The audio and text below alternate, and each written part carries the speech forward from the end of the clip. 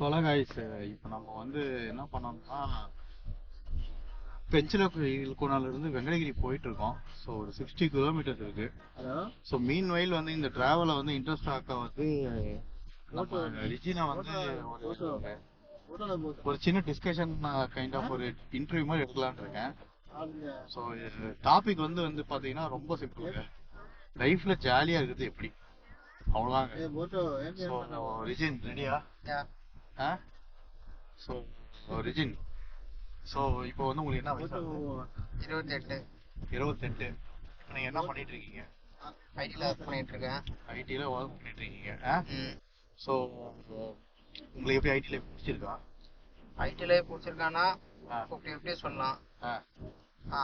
சில சிச்சுவேஷன் பிடிச்சிருக்கு. நிறைய காசு வந்து முக்கியமா. ஓகே, அதெல்லாம் ரொம்ப பிடிச்சிருக்கு. மற்ற வேலைக்கும் ஐடி வேலைக்கும் நல்லா காசு கொடுக்குறாங்க. ஓகே, நம்ம நல்லா போதுமான செலவு பண்ணி ஜாலியாக இருக்குது. ஓகே. ஸோ சொல்லிட்டீங்க. ஸோ இப்போ காசுக்கு அப்போ உங்களுக்கு பிரச்சனை இல்லை? காசுக்கு பிரச்சனைனா பிரச்சனை இல்லை. ஆனால் காசுன்றது ஒன்று பத்தாது இல்லை யாருக்குமே.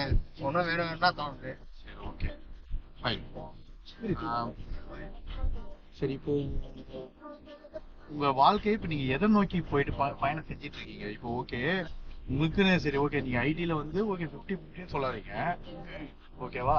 அப்போ வந்து ஓகே சம்பாதிக்கிறீங்க இப்போதைக்கு, ஓகே ஃபார் யுவர் ஏஜ் நீங்க சொல்றீங்க ஓகே ஒரு டீசெண்டான நான் சம்பளத்துல இருக்கேன், நான் ஜாலியா இருக்கிறதுக்காக.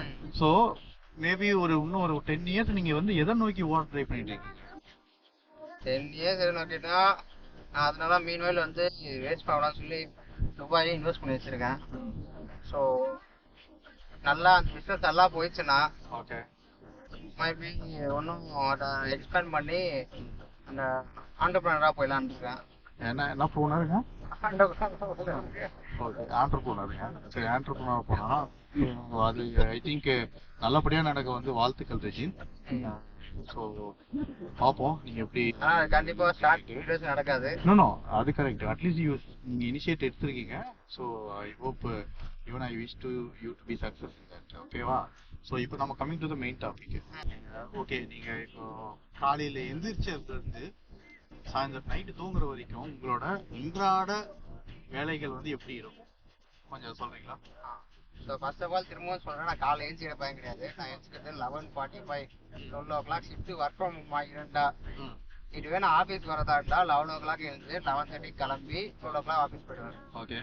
ஆஃபீஸ் வீட்டில் இருக்கிற மாதிரி இருந்தால் அங்கே வந்து ஃபர்ஸ்ட் டிஎஸ்எம் முடிச்சோன்னா நேராக கிச்சன் போவேன். ஓகே. எல்லா தட்டியும் ஓப்பன் பண்ணி பார்ப்பேன். ஓகே. அங்கே நான்வெஜ் இருக்கா வெஜ் இருக்கா பார்ப்பேன். ஓகே. சப்போஸ் அங்கே வெஜ் மாதிரி இருந்ததுன்னா டக்குனு ஜொமேட்டோ ஆர்டர் பண்ணுவேன். ஓகே. ஏன் நம்மளால வந்து அந்த காலையில் எழுந்த பசியில் டக்குனு வெஜ்ஜே சாப்பிட முடியாது. ஓகே. ஓகே. அதனால டக்குன்னு வந்து பார்ப்பேன். நான்வெஜ்ஜாக இருந்தால் சாப்பிடுவேன், இல்லைன்னா டக்குனு ஜொமேட்டோ ஆர்டர் பண்ணுவேன். ஆர்டர் பண்ணி முடிச்சுட்டு அந்த சாப்பிட்ட மைக்கெட்லேயே கொஞ்சம் தான் இருப்பேன். அதனால வேலை பார்க்க முடியாது. அந்த 1 hour கழிச்சு திரும்ப வேலையை ரிசீவ் பண்ணுவேன். என்னடா இருக்கோ அதெல்லாம் பண்ண ஆரம்பிச்சிடுவேன். அதுக்கப்புறம் ஈவினிங் பசியாக போயிருக்கும். அப்போ திரும்பவும் போய் என் தங்கச்சி ஒரு காஃபி கேட்பேன் வீட்டில் இருந்தா. இல்லை ஆஃபீஸில் இருந்தால் நம்ம கொண்டு போய் கெப்டேரியா போயிடுவோம்.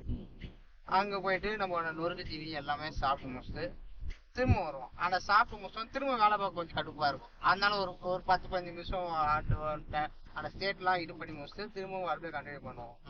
அதுக்கப்புறம் அதுக்கப்புறம் ஆஃபீஸ் ஆண்டா கிளம்பி வீட்டுக்கு போகிறவங்கள டீ கடைக்கு போவோம். இல்லைன்னா டக்குன்னு பசிக்கிற மாதிரி நம்ம சிக்கன் பக்கோடா கடை அண்ணன் கடை இருக்குது, நாங்கள் போய் சிக்கன் பக்கோடா சாப்பிட்டு கிளம்பி வீட்டுக்கு போயிட்டோம்னா அதுக்கப்புறம் சிக்கன் பக்கோடா சாப்பிட்டு வயிறு ஃபுல்லானால வீட்டில் போய் சாப்பிட மாட்டேன். இல்லைன்னா வீட்டில் போவேன், ஏதாவது தோசைகளை சாப்பிட்டு.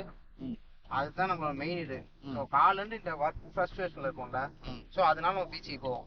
பீச்சுக்கு போயிட்டு பசங்கிட்ட வந்து எல்லாத்தையும் ஷேர் பண்ணிட்டு அவங்க ஷேர் பண்ணிட்டு ஸோ ஒன் டைம் நம்மளோட டைம் அது பீஸ்ஃபுல்லான டைம். அந்த கோல்ட் ப்ரீஸ்ல அந்த பீஸ்ஃபுல்லான டைம் நம்ம ஸ்பெண்ட் பண்ணுவோம். அதுக்கப்புறம் வீட்டுக்கு வந்து வேலை இருந்தா வேலையை பார்ப்பேன், அப்படி இல்லையா ஏதாவது படம் இருந்தா படத்தை உட்காந்து பார்ப்பேன். நான் இத்தனையும் ஆசை இது எல்லா ஓடிடி பிளாட்ஃபார்முக்கு எல்லா படத்தையும் பார்த்து முடிச்சுடுவேன். அதுக்கப்புறம் தூங்குறது 3 மணி ஆயிடும். ஸோ அதுக்கப்புறம் திரும்ப இது எல்லாம் ரொட்டீன் தான் ரொட்டீன் டெய்லியும். சரி, இப்போ நீங்க சொல்றதுல இருந்தே எனக்கு தெரியுது உங்களுக்கு வந்து எனக்கு தெரிஞ்சு நீங்க வந்து பார்ட் டைமா தான் வேலை பாக்குறீங்க, ஃபுல் டைமா ஜாலியா இருக்கீங்க. இப்ப இந்த கேள்வி இப்போ இது வந்து ஓகே இப்போ வந்து சொல்லுங்க, இந்த பார்ட் டைமா வேலை பாக்குறதுக்கு நீங்க வாங்க சம்பளம் வந்து கரெக்டா? நான் இப்பயும் சொல்றேன், நான் வேலை பாக்குறதுக்கு எனக்கு கொடுக்குற சம்பளம் ரொம்ப அதிகம். ஆனா எனக்கு மட்டும் தான் சொல்றேன், ஐடியா அவங்களுக்கு கொடுக்குற சம்பளம் ரொம்ப அதிகம். அது ஒரு தனி டிபேட். பட் இருந்தாலும் ஒன்னொன்னு சொல்றேன், நான் வேலை பார்க்கறதுக்கு இப்போ ஜென்ரலா அடுத்தவங்க வந்து ஒரு ஹார்ட் ஒர்க் போடுறாங்கன்னா கம்பெனில அவங்க பிசிக்கலா ஹார்ட் ஒர்க் போடுறாங்க. ஸோ அவங்களுக்கு வந்து இதுதான் அவங்க வேலை, டெய்லி வேற ரொட்டீன் வேலைன்னு தெரியும். காலைல வருவாங்க, இது பண்ணுவாங்க, இது முடிப்பாங்க. ஆனா நம்மளுக்கு அப்படி கிடையாது. ஏதாவது புதுசா வந்து ஒரு ஃபீச்சர் வரும், டெவலப் பண்ணுவோம், அதுக்கு வந்து திரும்ப மண்டே போட யோசிக்கணும், கசக்கணும். ஸோ நம்மளுக்கு என்னென்ன இப்படி வர்றோம்னா நீ என்ன வேலை பார்க்க போறேன்னு உங்களுக்கு தெரியாம தான் இருக்கும் முக்காவாசி நேரம். ஸோ மைபி அதனால நமக்கு கொடுக்குற சேலரி ஓகே. ஆனா எல்லா டைமும் வேலை அந்த மாதிரி இருப்பானா அதுவும் இல்லை. என்ன சொல்ல வரீங்கன்னா நீங்க ஸ்மார்ட் ஒர்க் பண்றீங்கன்றீங்க. சோ அந்த ஸ்மார்ட் ஒர்க்குக்கான சம்பளம் வந்து நீங்க வந்து ஓகே வந்து ஒரு சம்டைம்ஸ் வந்து ஈவன் ஒர்த்தா ஃபீல் பண்றீங்க அந்த ஸ்மார்ட் ஒர்க். ஆமா, ஸ்மார்ட் ஒர்க் சொல்றத விட நமக்கு தெரியாது இல்ல என்ன பண்ண போறேனே தெரியாது. மத்த வேலை ஹார்ட் ஒர்க் பண்றவங்களுக்கு டெய்லி தான் வேலைன்னு தெரியும். ஆனா நம்மளுக்கு வந்து டெய்லியும் புதுசா ஏதாவது வரும். ஓகே, அது வந்து திரும்ப நம்ம மாட்டையெல்லாம் பிச்சுக்கணும், நிறைய வேலை இருக்கு. சரி, ஓகே, சரி, ஃபைன். சரி, இப்போ நீங்க இந்த மாதிரி ஒரு வாழ்க்கை வாழ்ந்துட்டு இருக்கீங்க. அதாவது ஒரு எனக்கு தெரிஞ்ச உங்க வாழ்க்கையில ஒரு பிடிப்பே இல்லாத ஒரு வாழ்க்கை தான் வாழ்ந்துட்டு இருக்கீங்க. இது வந்து உங்க வீட்டுல இருக்கிறவங்க எப்படி எடுத்துக்கிறாங்க? வீட்டுல இருக்கவங்க ஓப்பனா சொல்ல போனா காரி துப்புறாங்க என்ன பார்த்து. ஒருத்தவங்களும் அவங்க பண்ற அட்வைஸ வந்து கேட்காம நான் வீட்டு அட்வைஸ் ஆரம்பிச்சாலும் வீட்டு வந்து கிளம்பி வண்டி கிளம்பிடுவேன். ஓகே.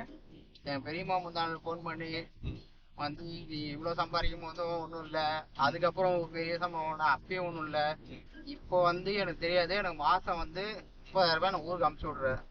அது நீ என்ன சொன்ன, இந்த மாதிரி வந்து உங்க பையன் இல்ல நான் பாத்துக்கிறேன், எனக்கு பாத்துக்கிற மாதிரி அமுச்சு விடு, 30,000 ரூபாய் நான் ஏதாவது சேர்த்து வைக்கிறேன் உனக்காக, உனக்குதான் வந்து கொஞ்சம் கூட பொறுப்பே கிடையாது அப்படின்னு அவங்க சொல்ல. எங்க அப்பா வந்து ஒரு பிசினஸ் ஆரம்பிக்க சொல்லி அவர்கிட்ட உட்காந்து நல்லா டிஸ்கஷன் பண்ணும் போது அவரும் பார்த்துனா இந்த மாதிரி வந்து இவ்வளவு நாள் என்ன பண்ணி கிழிச்சன்னு ஒரு கேள்வி கேட்டாரு. எங்க இவ்வளவு சம்பாதிச்ச காசு கேட்டாரு. எங்க அம்மா ஏன்டா வீட்டுக்குன்னு ஒண்ணுமே கொடுக்க மாட்டேறாங்க, அவங்க என்ன மாதிரி கேக்குறாங்க. நான் ஆனா கேட்க மாட்டா கொடுத்துட்டு தான் இருக்கு. ஆனா வந்து கேட்டாதான் கொடுப்பியான்னு அப்படி ஒரு கேள்வி வருது. ஸோ இந்த மாதிரி வந்து எல்லா சைடையும் எனக்கு கொஞ்சம் காரிக்கு போய் மாதிரி தான் போயிட்டு இருக்கேன் லைஃப். இவ்வளவு கஷ்டத்தையும் மீறி நீ எப்படி வந்து உங்களை வந்து நீங்க வந்து ஜாலியா வச்சுக்கிறீங்க? இருக்குது ஒரு லைஃப் ஜாலியா இருக்கணும், எதை பத்தியும் மண்டை ஏட்டியே கூடாது. அது ஒரு டைம்ல இல்லைங்க. இப்போ நான் என்ன கேக்குறேன்னா, இவ்வளவு பேர் காரி துப்புறாங்கன்னு தெரியுது, இல்லன்னு சொல்லல. அதையும் மீறி நீங்க ஏன் வந்து உங்களுக்கு ஜாலியாவே வச்சுக்கணும்னு நினைக்கிறீங்க? எப்படி வந்து அந்த அந்த அந்த மைண்ட செட் பண்றீங்க? திரும்பவும் நம்ம காரி துப்புறாங்களே அதுதான் பழகிடுச்சு. அதெல்லாம் பழகிடுச்சு. ஒரு வாட்டி காரி துப்பும் போது நான் அந்த டைம்ல கொஞ்சம் கடுப்பா இருக்கும், என்ன இப்படி சொல்றாங்கன்னு. அதுக்கப்புறம் நம்ம திரும்ப அந்த மைண்ட் மாதிரி நம்ம ஜாலியா இருக்க ஆரம்பிப்போமா, திரும்ப காரி துப்புறாங்க. ஸோ இப்படி போய் பழகிடுச்சு. இப்போ வந்து அவங்க வந்து திட்டினா எனக்கு வந்து ஒரு சொரணையா இருக்க முடியும்னு வச்சுக்கோங்க. அந்த மாதிரி ஆயிட்டேன் நான். இப்போ இந்த மாதிரி ஒரு வாழ்க்கையில ஓகே, இது வந்து நம்ம வந்து பேரண்ட்ஸோட இருக்கிற வரைக்கும் இது வந்து ஓகே. இப்போ வந்து நீங்க வந்து மேபி ஒரு திருமண வாழ்க்கைக்கு வந்து நீங்க என்டர் ஆகுறீங்கன்னு வச்சுக்கோங்க, அப்போ உங்களோட அப்ரோச் எப்படி இருக்கும்? அதுதான் முக்கியமான விஷயமே தான். நான் வந்து என்ன பண்ணுவேன்னா ஸ்டார்டிங்கே அது முன்னாடி பேசிடுவேன். ஓகே, இந்த பாருமா நான் இந்த மாதிரி தான், எனக்கு வந்து என்னை யாரும் கேள்வி கேட்க முடியாது, நானும் உன்னை கேள்வி கேட்க மாட்டேன், ஜாலியா இப்போ உனக்கு இப்ப நான் வெளில சுத்தின்னு ஜாலியா இருக்கேன், உனக்கும் அந்த மாதிரி லைஃப் பிடிக்கும்னா உனக்கு என் கூட வேண்டுவாங்க, உனக்கு ஜாலியா இருக்கும். உனக்கு இல்ல வந்து நீ வந்து ஒரு மாதிரி கஞ்சத்தனம் இந்த மாதிரிலாம் நிறைய இதோட அந்த கூடு போட்டு வாழ்ற கேரக்டராண்டா நம்ம செட் ஆகாதுமா, ஸ்டார்டிங்கே பேசிடுவேன். ஸோ அதனால அந்த அந்த அவங்க அப்படியே அந்த பொண்ணு பார்க்க சரியிலே மோல்டு பண்ணி எடுத்துட்டு வந்துருவாங்க. ஸோ அதனால நம்ம வந்து அதை நோக்கி பக்கவா போயிடலாம். அதே மாதிரி இப்ப இருக்க நிறைய பொண்ணுங்க பார்க்கும்போது அவங்களும் அந்த மாதிரி எப்படி எதிர்பார்க்கறாங்க.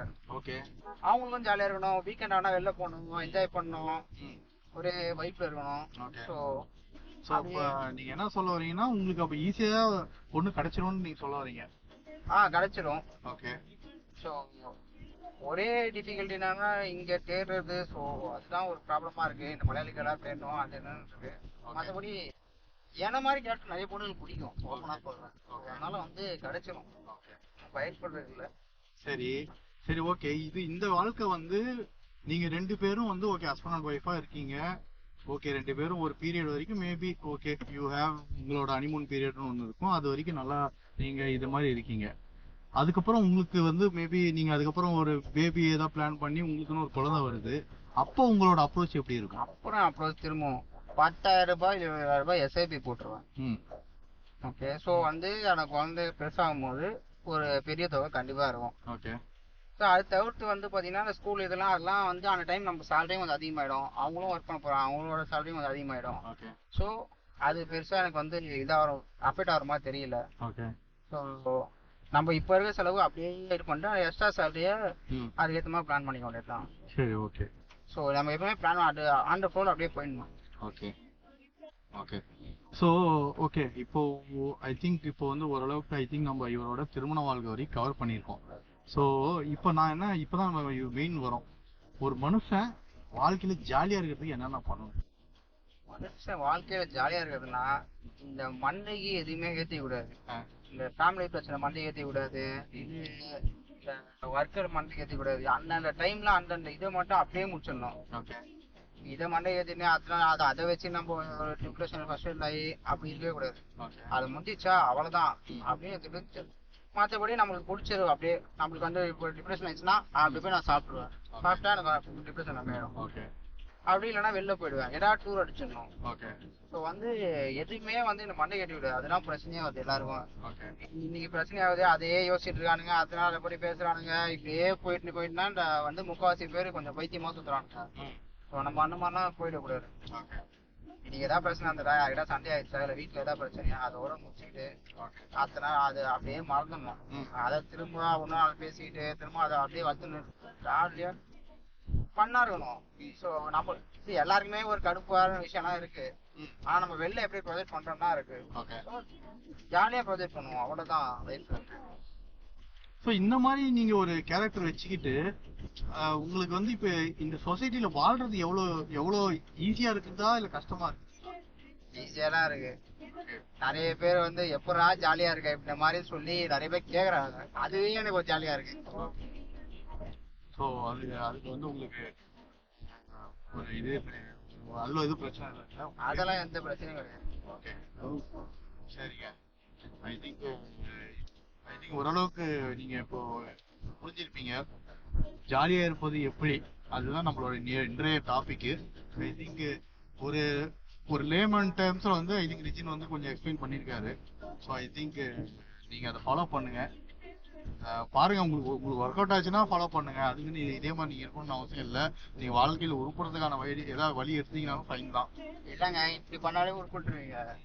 நீங்க வந்து தேவையெல்லாம் மாட்டி எடுத்துட்டு போறீங்கன்னா சீக்கிரமா செத்து போயிடுவீங்க. பார்த்துவாங்க, ஜாலியா இருங்க. டக்குன்னு செத்து போனா கூட ஒண்ணுமே பண்ணலையடான்னு கூடாது, ஜாலியா என்ஜாய் பண்ணுங்க.